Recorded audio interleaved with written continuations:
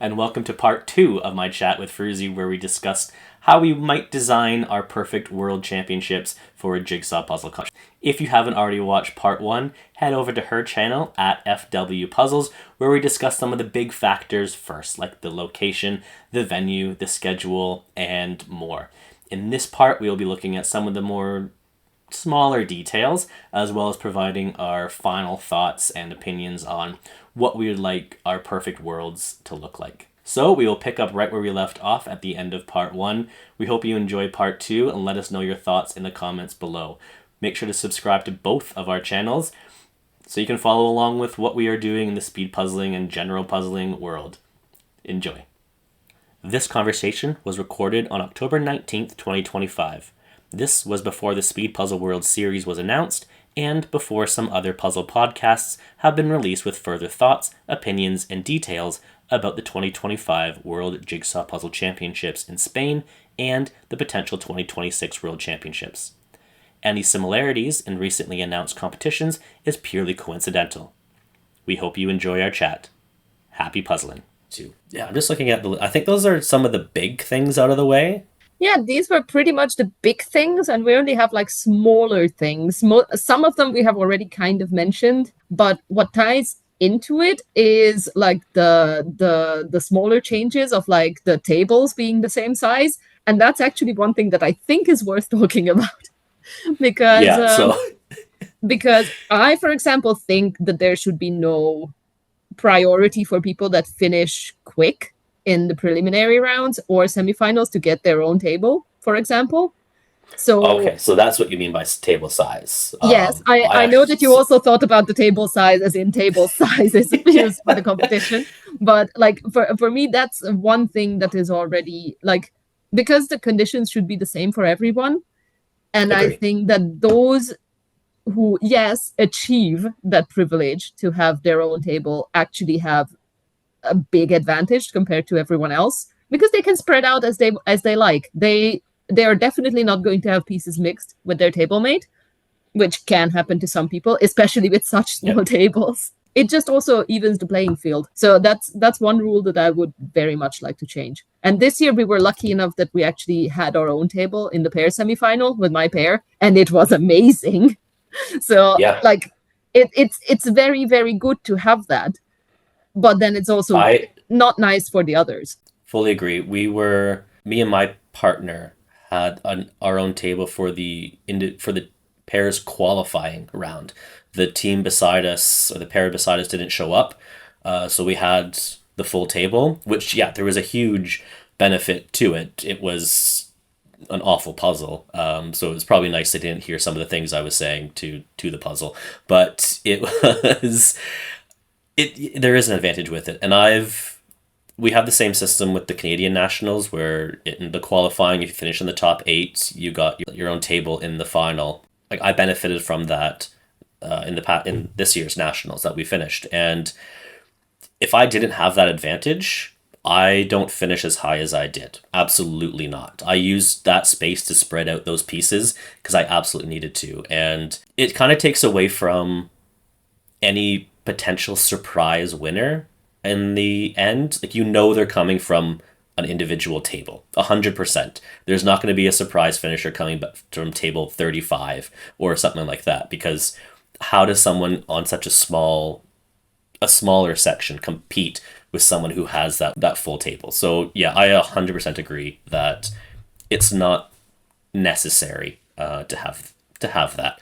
Now, I could be a bit biased because that might open up more spots in the final, and if we took away those, the top 8 to get their own table? Yeah, top 8. So in total, it's 16 tables. 16 tables, individual, I guess it was 24 something like that, yes. Tables with it. But I missed the final by 6 spots, so I would have got in if there was an extra 8 spots there, but no, they have to go exactly. to the... and then the other that's just me being upset. that the entire system has like this flaw in it, which is also going to be like a transition into our next topic, I think. But because in the preliminary rounds you have published puzzles, so let's say that you get a puzzle that you have practiced a million times and you can do it in under 40 minutes, let's say. which is like Like a New now York kind of postcard or average. But let's say you can do it in 32 minutes now. Otherwise, your average time is like 45. But you can do that in like 32. So you finish in the top 8. You get your own table. So then you get the benefit of your own table. And then that's how you advance to the final. So it's like a flawed system in that sense as well.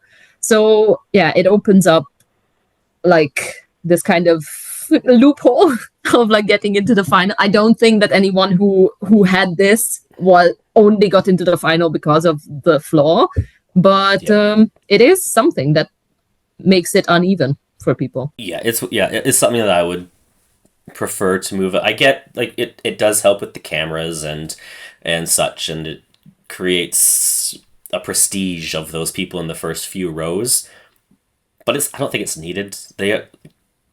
I don't think so.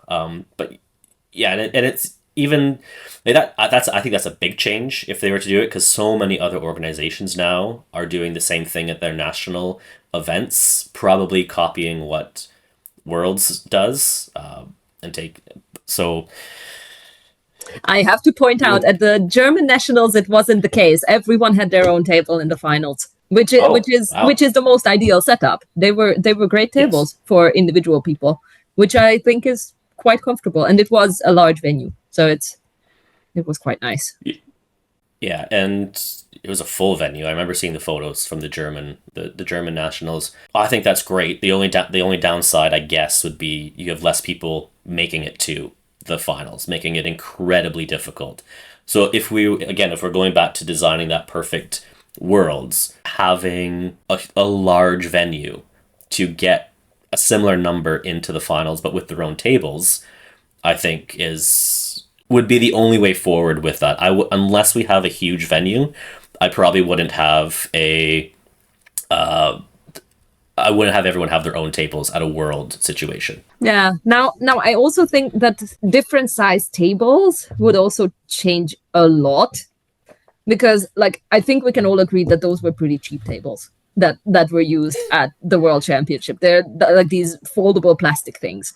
So if it was just a different design table of a different size, different proportions, theoretically people could have their own tables if it's like that size. I think, and it could be set up.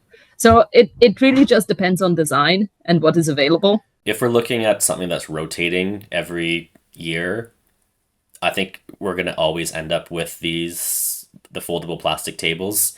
They're easy to source from whatever country that you are in, whatever city you're in. Having specifically designed puzzle tables, maybe for national competitions that are taken really seriously, but even then, it's. I think we're always going to be stuck with the foldable plastic tables, which is fine. That's, at the end of the day, that's not the end of the world. They did put a nice covering over top, I guess, like the blue tablecloths. Fine.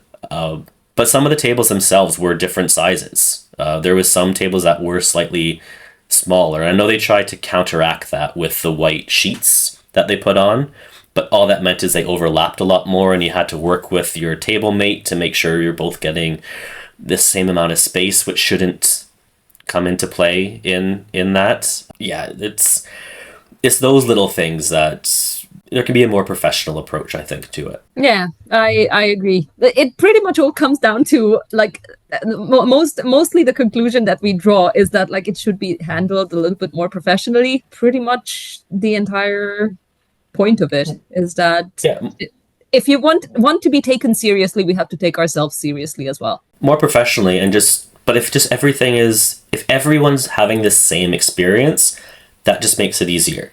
But if you have people on different size tables or have more space on certain tables, or there's so many other factors that are being thrown into it that shouldn't be, it takes away from it. So if I'm designing my own World Championships, it's okay, how do we make sure everyone's having as similar as an experience as possible, making it as fair for everybody to have the same chance to move on to the semifinals or the finals or whatever it might be. Yes, exactly. And then this kind of leads us into the point that was already mentioned, which is the unpublished puzzles, which I think everyone agrees on. And it has been repeated for multiple years. And I do know that the organizers have been trying to get that. But yeah, they just got a no from the sponsor as well. But like, that's rumor, that's hearsay. So that's kind of like what I have been hearing. But I also think that it's because of the sheer size of the competition. And it again comes back to the number of rounds and the current rules, which is the having to choose between puzzles. So you have 2 puzzles. With the current rules, you would have to choose from 2 unpublished, which is not very nice either. But then probably that would then be left off, and it would be just unpublished puzzles everywhere. Yeah, the 2 puzzle thing that came in this year, that's the first thing I'm getting rid of above all else. I didn't like it. I didn't see the point behind it. It was never fully explained why, so everyone's just kind of making their own assumptions with it. I'm not going to go into speculation or whatever in this video, but it was a waste. From what I know, what they were trying to counteract is what was happening in 2024, which was basically that people just literally bought the 2025 catalog, 24 catalog, and just drilled the puzzles that were in there because they know that that's what's going to come up in the competition, and that's exactly what happened. So but there's nothing that says. Sorry, go ahead. Then that was also like unfair to people who don't have the European Ravensburger catalog readily available in their country. Because obviously the Europeans were in a very good situation. Like I have also practiced most of them. And I wouldn't say that's why I got into the semifinals, because I didn't, but I have done my preliminary round puzzle before. It was the second time that I puzzled it. Which I still finished pretty well. I got, I think, 20th place. So it's not like I wouldn't have qualified otherwise. But it still put me in an advantage. And so I think that the puzzle choice rule was a response to how people were practicing it, because if you don't know what to practice, and it could be anything, as they were saying, then you can't buy literally every single Ravensburger puzzle. I know that some people do, but there's a lower chance that you have done the puzzles that have come up. It's a different question that the puzzles that came up were puzzles that people have drilled before, especially the world's puzzles, and I don't think we have to elaborate too much on how bad a decision that was. If they're trying to use people taking advantage of the 2025 catalog and buying them as their reasoning for it, they lose that argument if you're just reusing puzzles from previous World Championships, which a lot of people go out and buy, because that's what all of us puzzlers do. Like there's tons of puzzles behind you. There's a ton of Ravensburger puzzles behind. Like, we buy the puzzles to practice them. But there's also no rule that says the sponsor has to pick from their next year's catalog or their current catalog or whatever it might be. Ravensburger's been around for 40-something years, if maybe even more, 40, 50, 60 years. They have a warehouse full of all these puzzles that they can... As we have seen. As we can start... You can reprint them. Imagine, and I've mentioned it before, imagine reprinting puzzles from the 80s. And being like, okay, there's no way people are going to be able to go and find... Don't tell anybody in advance that the qualifying round is puzzles from the 80s, just vintage ones.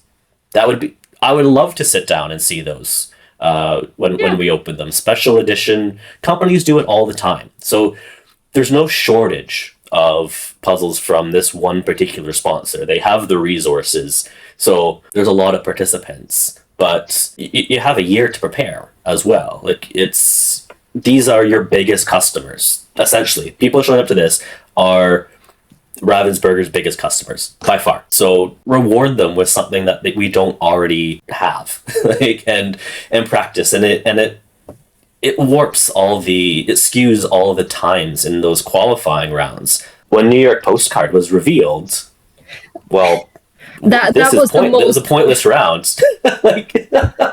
And it was Paris Postcard the year before. So I have heard the best idea about that, though. which would have been Don't have pretty postcards. interesting because that would have at least made the round interesting. It doesn't make it better that they chose a postcard, but it would have made it interesting is to have 2 postcards. Pick Paris or New York. Yes. Which one can you do quicker? That would then be interesting. But then, the way they did it, it was just not okay. So if say Ravensburger's a sponsor, and they say, look, we want to have part of the deal is we want 2 puzzles in each round. It's like, okay, for whatever reason, there has to be some tougher decision making between them, or some similarities as well between those puzzles, I think. So I thought going into it, if they gave us, the postcards, that's a good example. If they gave us one they would give us two postcards. Pick which one you're going to do. If it was a circle puzzle, there'd be 2 circle puzzles. Pick which one you're going to do. Or themed puzzles. I think it was the last qualifier round. It was the circle animal puzzle and then the wildlife. So, okay, both animals. Very different styles of puzzles. But I can see how this might be a tough choice for some people. And then other rounds were just absolutely random with what the 2 options I think were. it has been going around it. I think I have heard you say that as well. It was warehouse cleaning at this scale, which was not nice. Like, you could see which puzzles don't sell well. The team puzzles were very, very good examples, but I think also the individual and pair ones. Like with the sloth that we got in our rounds, which was the sloth versus the kittens. Like, one pair picked the sloth. One pair picked the sloth. And there were some rounds for teams where no one picked. There was one puzzle from a teams round where no one picked. It was one of the Christmas ones. And it's like, okay, so we know what's happening. So if we were designing it, it would be, that's what I will still say. I think the point I'm going to bring up after this helps with this idea, but unreleased puzzles only. For every round, including the Nations Challenge, which we won't really get into, but the unreleased puzzles, every single round. It's the World Championships. I just like the idea of everything being new all the way through. You're still going to have the top puzzlers move on. And in this case, more so. It's not going to benefit someone who spent the last month practicing the same puzzles over and over and over again. I mentioned in a previous video that the New York postcard is my warm-up puzzle. And I did it just before I did my qualifying round. Unfortunately, I wasn't in the New York postcard round, but my time would have been 20 minutes faster. Like, my fastest time for that is right around the 30-minute mark, which is a huge difference than the 50-something minutes I did on that. So I'm entering, I could be in the top 10 for that one instead of way back in, I don't even know what I was, 40-something, 50-something. So it's just, if it's all new, it's fair for everybody. There's no one's benefiting from the country they live in. No one's benefiting from their financial resources to be able to buy all these puzzles, or their social resources, being able to trade or exchange puzzles with people. It's fair for everyone. So that would be one of my top things is unreleased puzzles every round. Yes. And then a counter argument that a lot of people bring up is like how costly it is for the company to provide that many new puzzles. But my argument against that is pretty much that, like, I don't think any puzzle company can get such a big marketing campaign done on such a low budget, because puzzles are a cheap product. They're, especially with the resources that Ravensburger has, with the huge factories, like, they are one of the biggest, if not the biggest, puzzle manufacturers. So they have the factory, they have the resource to create everything, and making puzzles is not really expensive. It's cardboard, so it's literally putting together paper. So it's not that expensive compared to what Ravensburger gets out of the entire event for themselves. Yeah, and if you look at when we get to the semifinals and the final rounds, when it's the unreleased puzzles, the rush to purchase them is insane. Now repeat that for every single qualifier as well. Mm-hmm. this whoever the sponsor is walking away with more money than.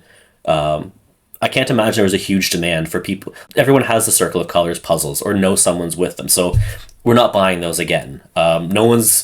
Very few people are going out of their way to buy the Sloth puzzle. But if it's, or they're reusing puzzles from previous championships, so of course people already own them. We're not going to buy them again. Or they've been used at previous national championships, like You're Around with the Cats on the Shelf.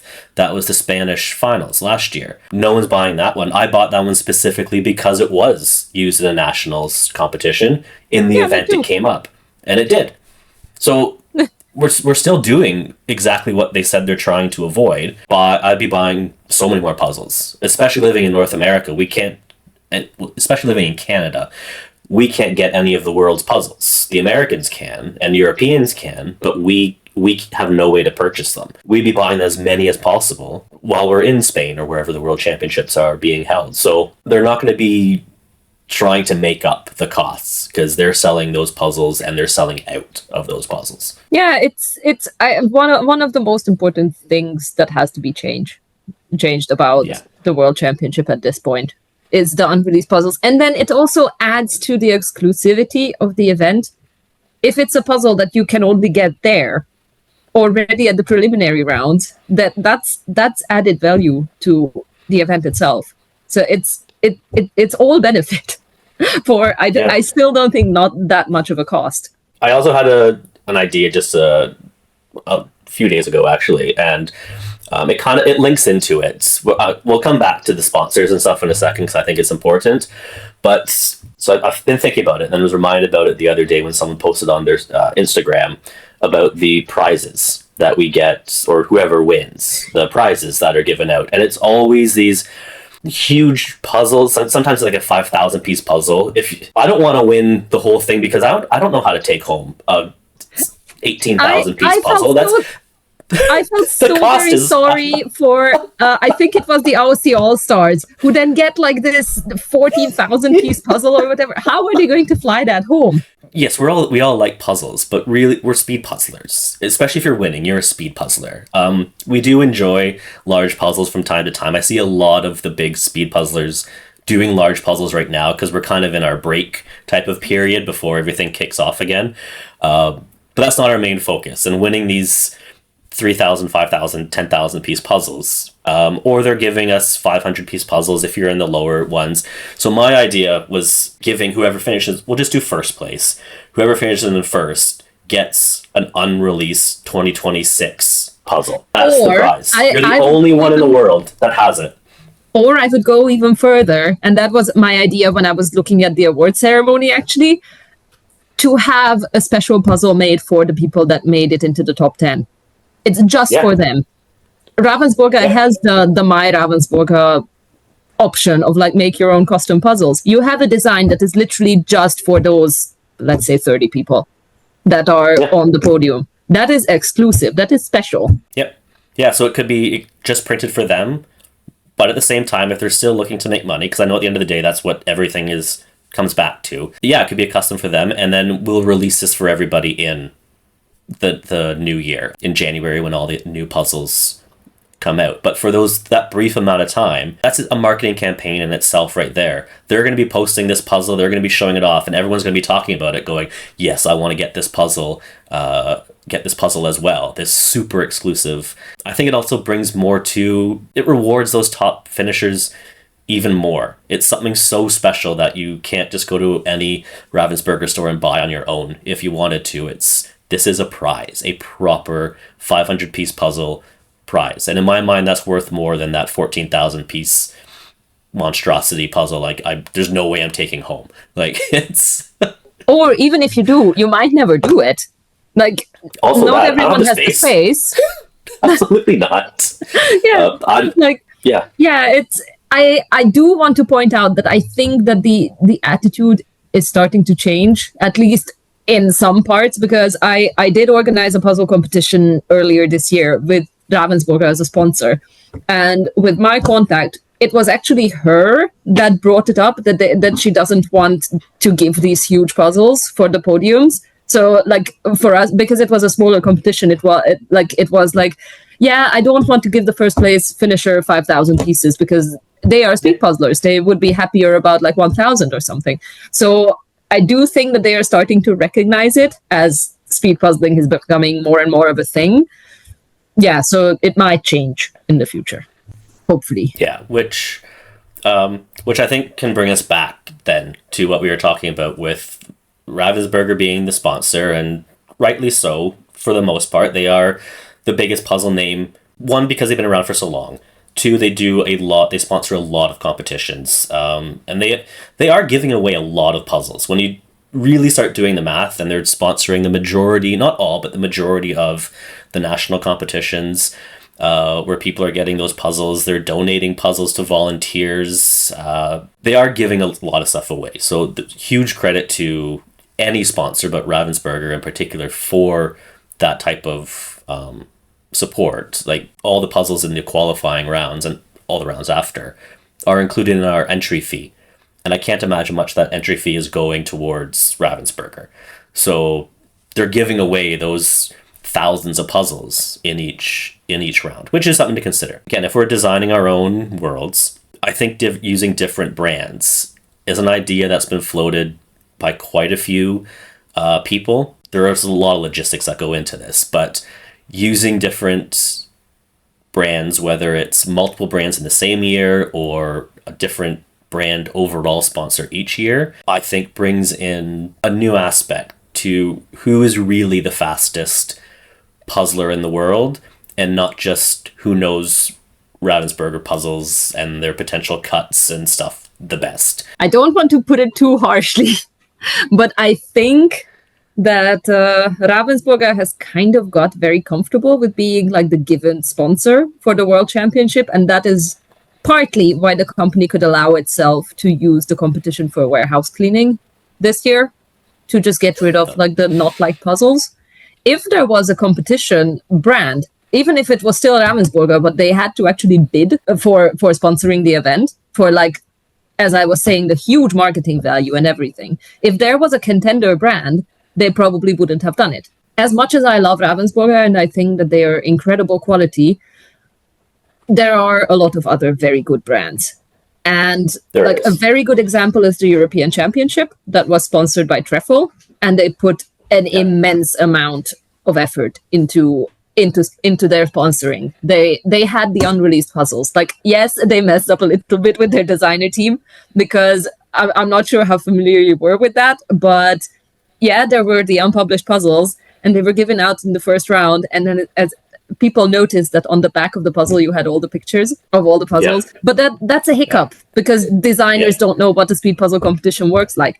But other than that, Treffel made a lot of effort to sponsor the event. So there are interested brands, and there are a lot of very good brands. So that could also reduce the costs for one brand to only sponsor a couple of rounds. I agree. And I'm willing to bet, based on what I've heard from Treffel and that company who is growing and putting more effort into the speed puzzle aspect, I bet you they don't make that mistake again. They probably readjust for those unreleased speed puzzle specific rounds. But it's even like, I'm just thinking, if you had multiple puzzles represented and you don't know what you're going to get each round, you can in advance say, here's our 10 sponsors, and pick a brand. I can pick a Canadian brand, pick a UK based brand, pick a German based brand, and just kind of, again, keeping the world's aspect in it. And you can say, here's the 10 brands. We're not going to tell you who's going to be in each round, but I'm just picturing inside the arena having a stand for a Canadian brand. The Occurrence is one we have here. Cobble Hill, and you have a Ravensburger stand, a Treffel stand, and just Hobry, and just keep working your way around where you can buy these puzzles from all these sponsors. It's going to grow the sport in multiple directions beyond that. And I don't know, you could say who's going to be like who's sponsoring the finals. You could put that out in advance if you really wanted to, as like the top sponsor. I know there's logistical issues, and there's going to be someone watching this that deals with sponsorships and such going, well, what you're saying is not possible. It's, again, this is an ideal situation. Well, I can only bring in like how we did it when we were doing it was the European Championship of Heelwork to Music. And we had, I think in total, we had about 25 sponsors. And now these are not puzzle sponsors. So obviously they were giving us money mostly. Yeah. And then for some, it was like, I don't know, like little items that we would hand out for competitors, whatever. But like you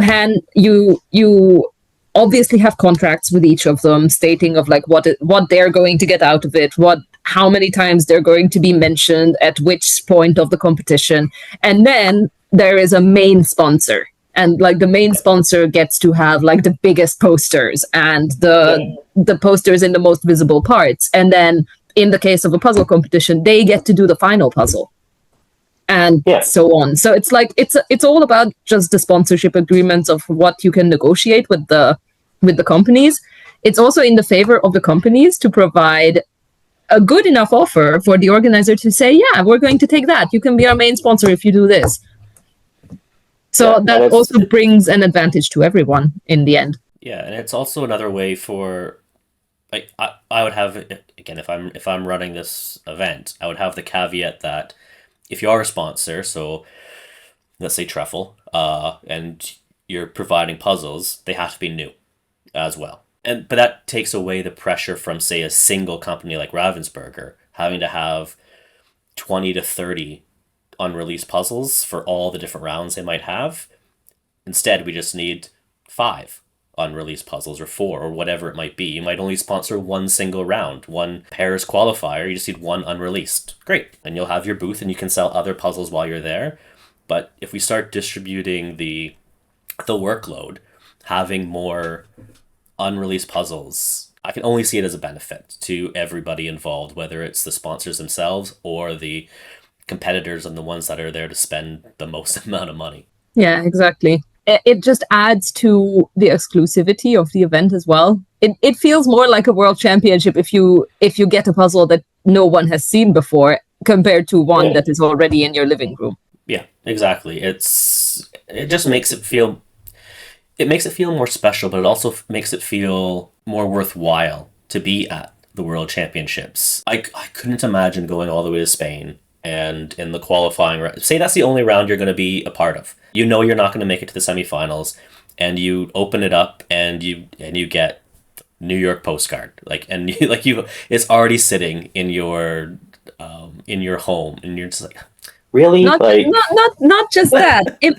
Let's come up with the imaginary scenario. Someone has been to the World Championship in 2023, hasn't been to a puzzle event since, and then decided, it was quite nice in 2023. Let's go back to 2025 World Championship, and then they get the exact same puzzle. Yeah, that's even worse. Yeah. So and that could have happened this year. Could have. It very much could have. There was, what was it, 4 in the individuals just themselves? 4 of the puzzles were from 6 in total, were from 2023. I'd be surprised if at least one person didn't get the same puzzle they did. I'm not going to spend the time to go through and look at them, but wasn't there the one round where Alejandro and Kati were facing off on Pisa just like they were in 2023? I'm just thinking now. At least they're coming from a country that's already in Europe. I would be furious coming in from Canada, because it's not just the entry fees that we pay. It's the whole rest of the flights is what the big one is, and the hotels and everything else that goes along with it. It's not a cheap trip for those of us that aren't sponsored. So having to go all that way and you get the same puzzle. I found the results. 2023 classification round individual D. First place Alejandro, second place Katarina. For Pisa. Mm-hmm. And they were in the Pisa round this year as well? Yeah. Okay, so yeah, so there's 2 and those aren't small names either. That's 2 big names. That's the back-to-back champion in one of them, and the almost champion this year. So I'm gonna go to a limb and say they own those. that's a situation that just shouldn't repeat. It Because shouldn't have happened in the first place. no, it Not shouldn't even happen, repeat, and it just shouldn't happen. definitely shouldn't happen again. So in our ideal world championship, it would be unreleased puzzles. That's kind of a no-brainer, and it has been something that people have been mentioning for so very long.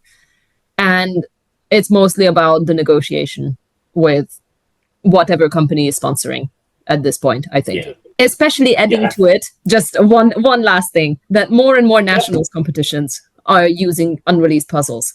And obviously, it's a smaller number of puzzles. Like, it's not that many that have to be, like, created for the competition.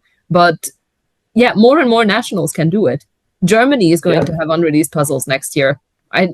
Canada did already, right? Yeah, we had 9 rounds and all unreleased puzzles.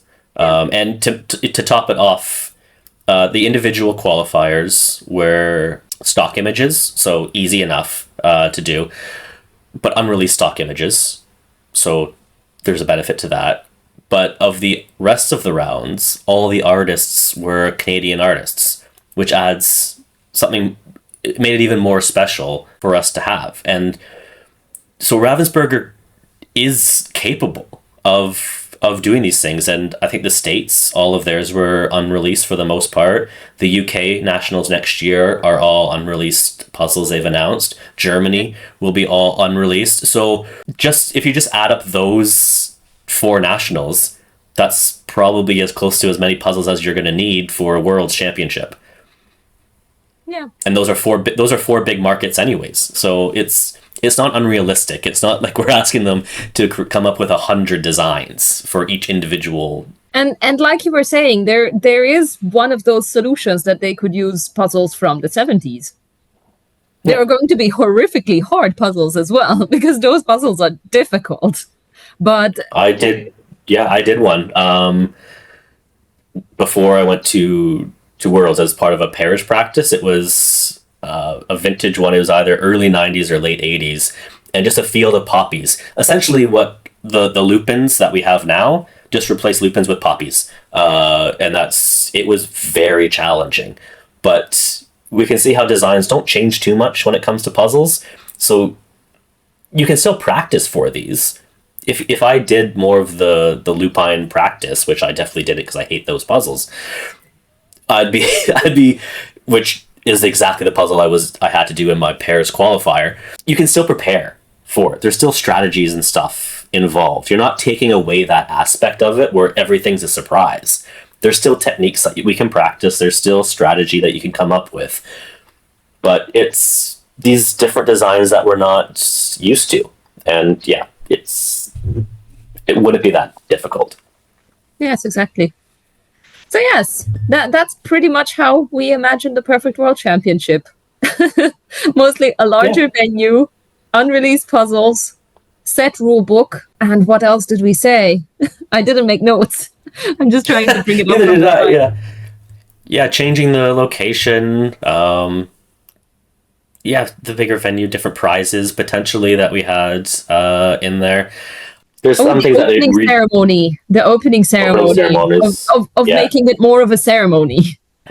Yeah, there's a couple of things that we didn't really get to. I still think the whole thing should end on the individual finals, as I will always think that should be the last event. Yes. Yes. But that's a small factor. I can see why teams is the last event as well. It keeps everybody there the longest, so there's different things to consider, but that's small little things I don't think would make a huge difference. I do like, one of the things I loved in Spain was the outdoor viewing. I did really enjoy it, not just because it got us out of the heat of the dome, but it was so social being out there. And were you in the finals this year for the individuals? Yes, I was. So I missed out on the viewing outside. I wish I was out there. Yeah. I was disappointed not to make the finals. What made up for it a little bit was being able to experience that and seeing those last few moments between first and second place go back and forth, and no one knowing how this was going to turn out. The intensity outside, because there's hundreds of people sitting outside watching this, and the nice Spanish evening. Those are some of the really positive things that the organizers did well having that screen. It should be there from day one. That's a different issue, but they had it there for the final, and they made sure it was there for the final even after the storm went through. So yeah, it was great for those. There is lots of positives that they took away, but no, I think we covered. I do think that if I imagine the perfect World Championship, that atmosphere that was outside the dome, watching the live stream outside, would be inside. And you could feel it in the air as you were puzzling as well. Because the tension and the excitement and the cheering and everything else, it would add so much to the atmosphere if people fit in there to watch. Yep. So, yes, larger venue. So if we're doing ideal, which now I'm going to go into this is probably impossible. Larger venue, arena, sure. I think, yes, you're right. That atmosphere would be absolutely incredible. Open ceiling. So we still get the outside experience. So it's still like a Coliseum type of situation, but not the actual Coliseum. But like open above us, I think now we have the best of both worlds. You still have the nice atmosphere, the nice weather and such going through, but you have the intensity of that arena aspect and having those screens up, and it would. But that's the ideal. That's the ideal. But we're just going to have to watch out for what it's going to be like for 2026. Yeah, I hope there's some changes that come in, because I know there's talks of bigger names that may not return next year, and that only does a disservice to the event. So I'm hoping everyone does return. I fully expect to be there next year for my second one, but I know people that have been there 2, 3, 4 times that are just, unless there's changes, we can't do it again. And I'm the same. I'll do it one more time. If nothing changes after next year, I'm probably out as well. I'll dedicate my time and resources to the numerous other puzzle competitions that are out there, and potentially the new ones that might show up as well. I'm one of the people that is probably not going to return. I'm still back and forth on it, because I have been saying that all over the place, that it has been a very special thing for me. When I went there in 2024, that's when I got hooked on puzzle competitions. Since then, I have been going to so many. But exactly because I go to so many puzzle events, it's starting to push me to the side where I think, if it doesn't change, if it's in Valladolid again for an entire week, it's just not worth it for me. Because for the same amount of money that I am going to spend on being in Spain for a week, if I budget well, I can go to 3 other events all around Europe and to different countries that I might have never been to. So I'm most likely not going to return if it's the same way as it is.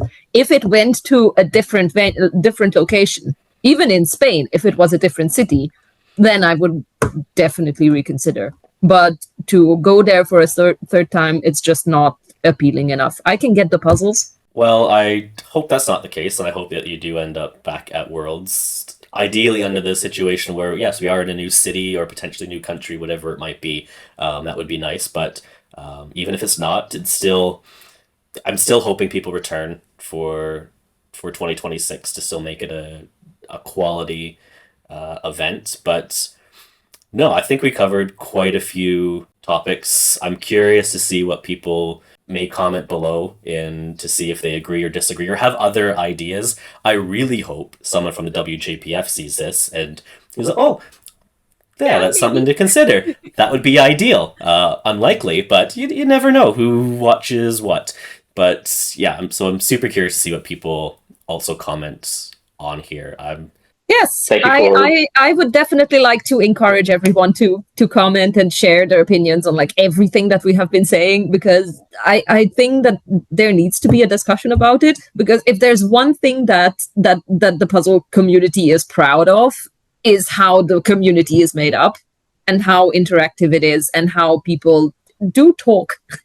And it can only be for everyone's benefit. Yeah, well, we do an activity where we sit around and do a puzzle for long periods of time, so talking is going to come up. So we are very good at that. As I look at the time right now that we've spent talking about this. Thank you for suggesting this idea. I think it was very worthwhile. You're the first person I've spoken to on YouTube that's not been from Canada, so that's very exciting for me.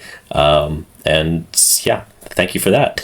Amazing. Well, thank you so much for agreeing to it. It was a very, very spontaneous idea, but I do think it's very worthwhile to have conversations like this. And we might actually bump into each other at some other international competition in the future. I really hope to make it to Canada at one point, even though I don't think the Canadian nationals are open for international competitors, or is it? No, I think it's residency that they look at. However, I don't think they actually check any of it.